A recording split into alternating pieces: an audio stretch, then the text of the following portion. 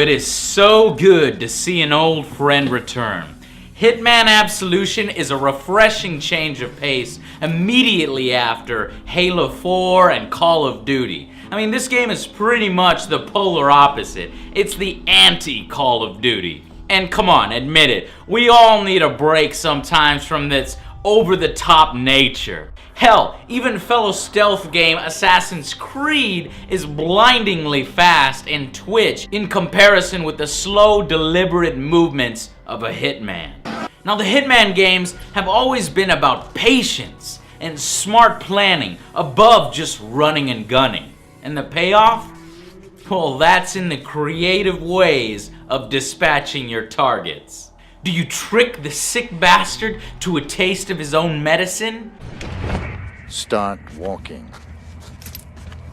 Oh, please! Please, that nun's was an accident, man, okay? Please.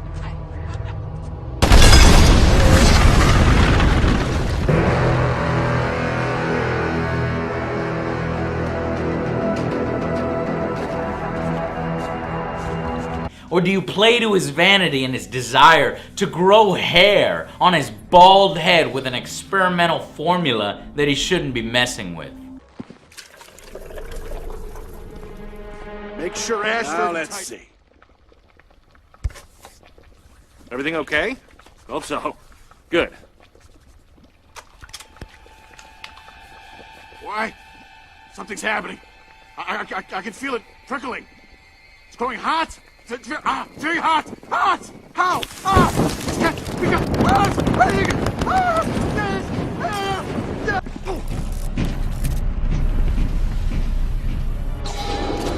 All of these core elements are intact and well. However, the series does take a few new directions inspired by modern games, and for the most part, they are well executed.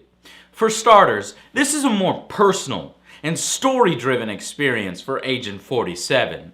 Missions are broken up with extensive cutscenes and top-notch voice acting. I don't need that kind of attention.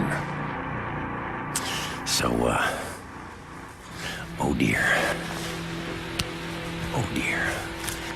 You've done a bad, bad thing. Well, now they won't be looking for a killer, will they, huh? Killer.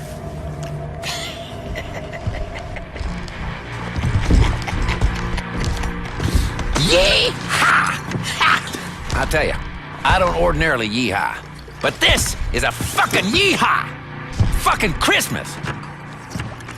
The story goes like this. Having assassinated his naked lady friend in the shower, he feels guilt for the first time and resolves to obey her dying wish to protect a young girl from the agency and to discover their dirty secrets. A mistake, if you ask me. But because of this, though, Hitman isn't really going on any contract kills. You aren't selecting your agency-provided gear and gadgets before each mission, which is kind of a shame, because that shit is cool. No, instead, you are having to use the objects and weapons in the environment. It's a deliberate choice, resulting from the story, but it would have been nice to have seen some kind of black market, at least, where you could buy all the manner of sweet man gadgets that we're used to as a silent assassin. Another change is in how each level is presented to you. In the previous game, levels would be completely huge, a massive playground for you to explore and run around in. And while it felt liberating, it was also immensely intimidating. Screw up just once, and everyone, and I mean everyone, comes down on you hard.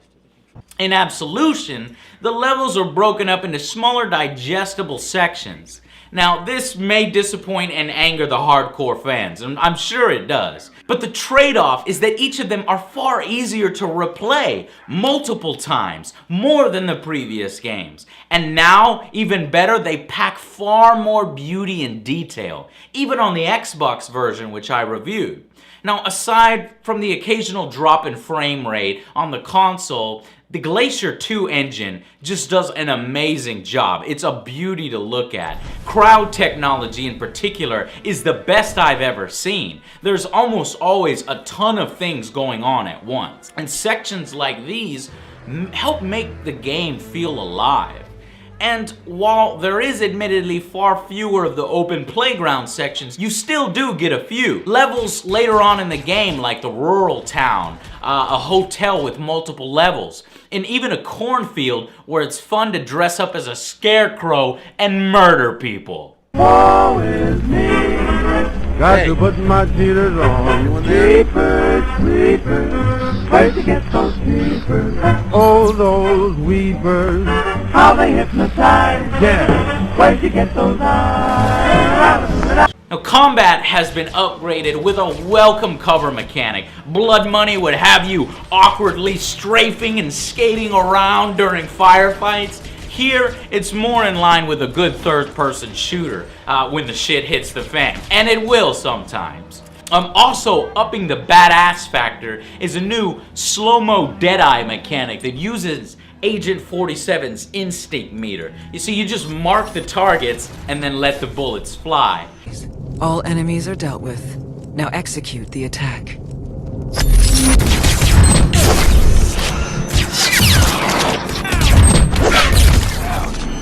Damn it! Let's end it!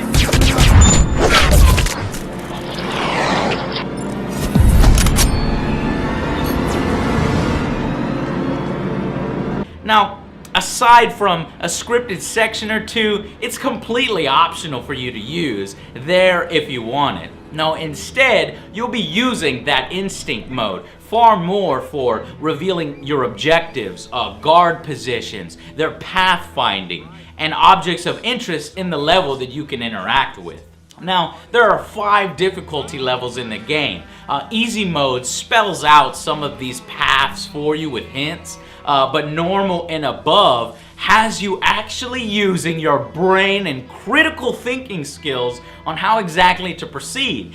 There's rewards and score for each path, and you can even see how your country and world averages during a particular level. This new metagame is immediately addicting because it causes you to perhaps replay a level way more often than you normally would in order to beat a friend or to tie the maximum score. But be warned, it is incredibly difficult indeed. However, not all the changes are as well done as those. There are some unlocks that are completely pointless, that you earn at the end of each level depending on how well you did.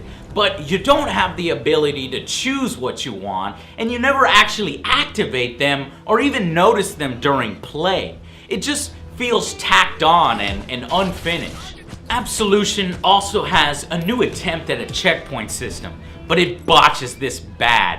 As you walk up to highlighted lights and press A, the problem is that it respawns all the enemies that you killed after a reload, even if you put them nice and neat into little bins like you're supposed to. And what that does is it discourages exploration throughout the rest of the level and experimentation. There are also annoyingly lazy QuickTime events, and I cannot stand lazy. It's in place of all melee combat in the game. This completely ruins a supposed boxing match boss battle, and I say boxing in quotations because it is literally the same sequence of button presses 3 times in a row. It's laughable.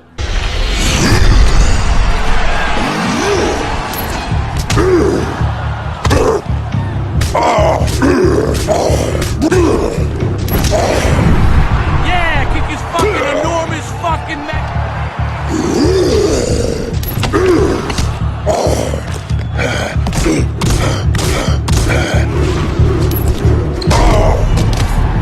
They really need to borrow some ideas or notes from Batman or hell, even Assassin's Creed. They need to upgrade and use a real combat system, not some QuickTime events. I'm sure agents know a little bit about what they're doing in hand-to-hand combat. You see, you didn't even see that, it's so fast.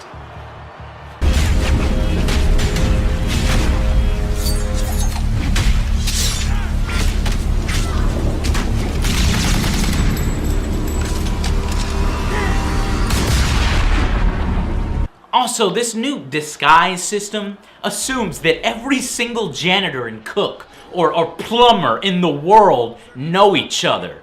by heart. And as when you get close to an enemy of the same type, they can notice you. This flaw and change in the system is made even worse at higher difficulty levels, especially in purist mode, where it becomes rather impossible because you don't even have much instinct at all, really. There's also a lack of interesting characters throughout the story. I mean, aside from a few, like the cowboy and a few number of crazy NPCs. And what this does is it leads to too few mini-bosses. And ones that appear, like the much talked about nuns, are completely anticlimactic and without much context.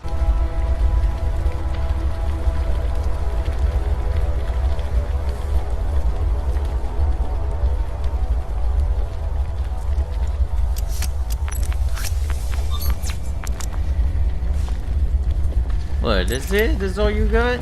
Come on, you yeah. Yeah, boy, yeah. This is what you get. I'm gonna drag your ass all over the place, yeah. You ain't gonna do shit now, huh? I'm gonna put you in this little bin here. Sit down.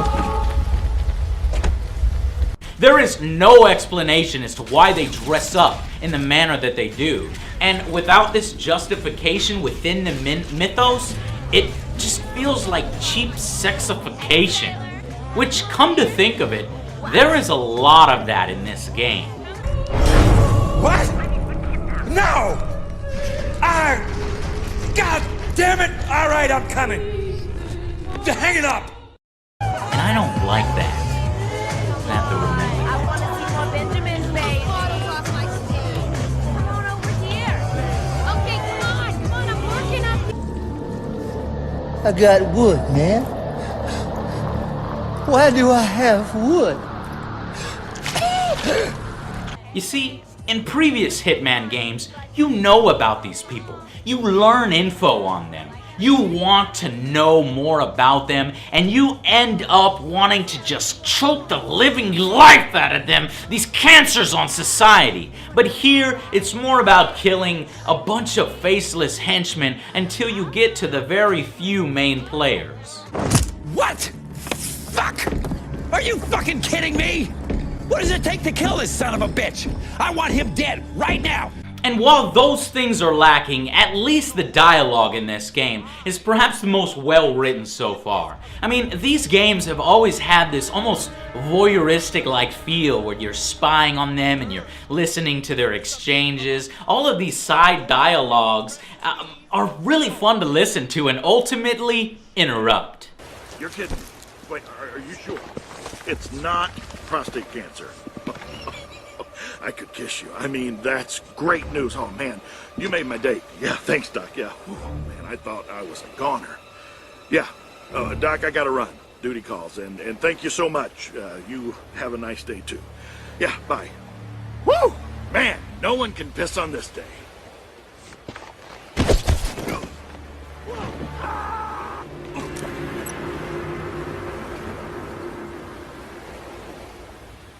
I am also happy to report that IO Interactive has learned from their mistakes in Kane and Lynch 2 with regard to criminal game length.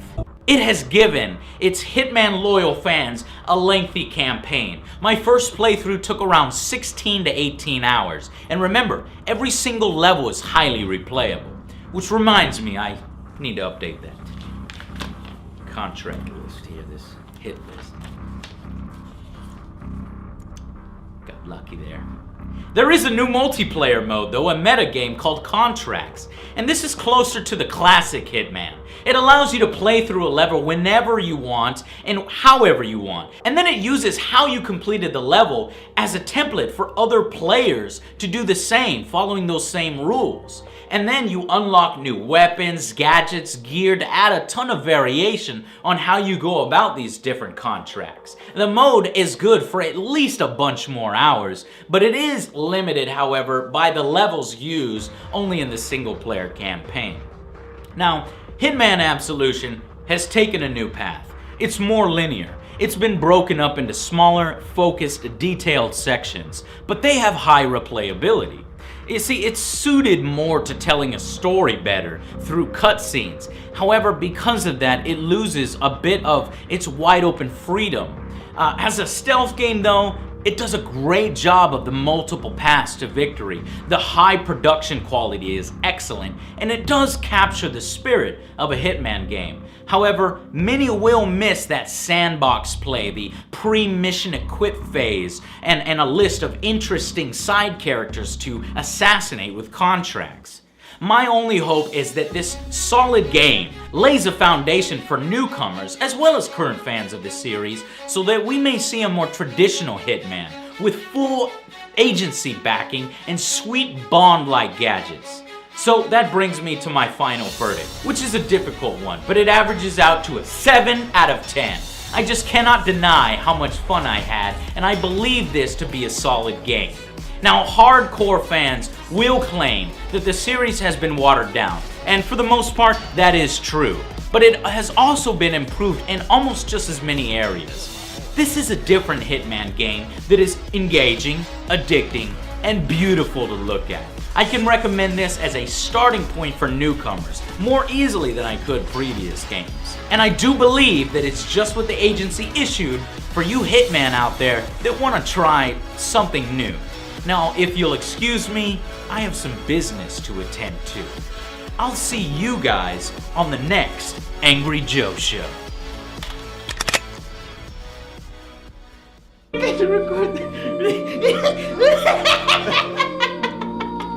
This shit looks funny. And it's like, all right.